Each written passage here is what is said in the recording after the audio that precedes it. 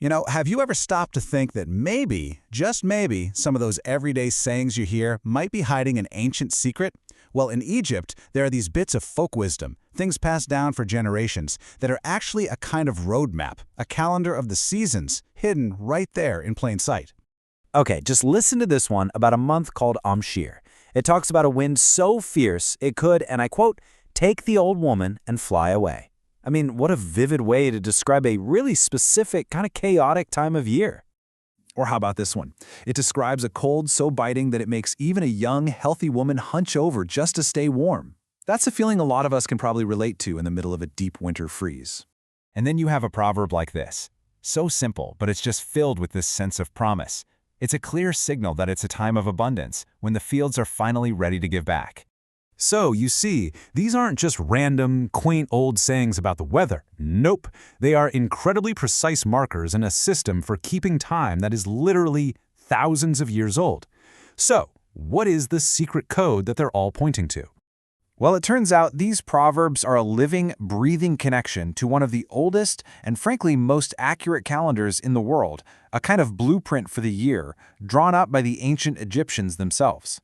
We're talking about what's known today as the Coptic Calendar, but really its roots go way, way deeper than the Coptic era. This is the Pharaonic calendar. It's a solar calendar, brilliantly designed around Egypt's absolute lifeline, the Nile River, and the rising of the star Sirius. And just look at this timeline for a second. It really shows you how unbelievably ancient this thing is. The system was put together over 6,000 years ago, way back in 4021 BC. It was so good that all Ptolemy III had to do centuries later was just add the leap year to make it pretty much perfect. And the craziest part, it is still being used today. So how did they do it? How did these ancient astronomers build their year? Well, with this really beautiful simplicity. They started by dividing the year into 12 main months. And every single one of those 12 months had exactly 30 days. That's it. No need to memorize a poem about which month has how many days, just a clean, consistent, elegant system. Right, so you're probably thinking, what about the other 5 or so days? Well, the ancient Egyptians had that covered too. They just tacked on a small month of 5 extra days at the end, which they called El Nasi, to finish off the solar year. It's just a beautifully simple solution. But this calendar is so much more than just numbers on a page. Each month tells a story. It connects an ancient god, a season for farming, and the folk wisdom that we started with. It's almost like this amazing way to pass down huge amounts of complex information for thousands of years, just through stories. The Coptic year doesn't start in January, by the way. It kicks off in what we'd call September, with the month of Tut. And the origin of the name is just fascinating. Tut is named directly for Thoth, the famous ibis-headed god of wisdom and science. The ancient Egyptians believed he was the one who taught humanity how to write and how to measure the world. So yeah, a pretty fitting patron for the start of the year. And its practical side is right there in the proverb. In Tut, irrigate and don't miss. See, this was the moment when the Nile's floodwaters started to go down, leaving behind all that rich, fertile soil. So a farmer's number one job was, you guessed it, irrigation.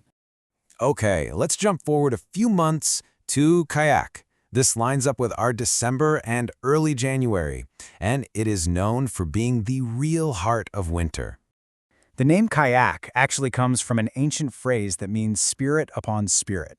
It refers to an old festival about the meeting of souls, so you can feel it has this really deep spiritual history to it.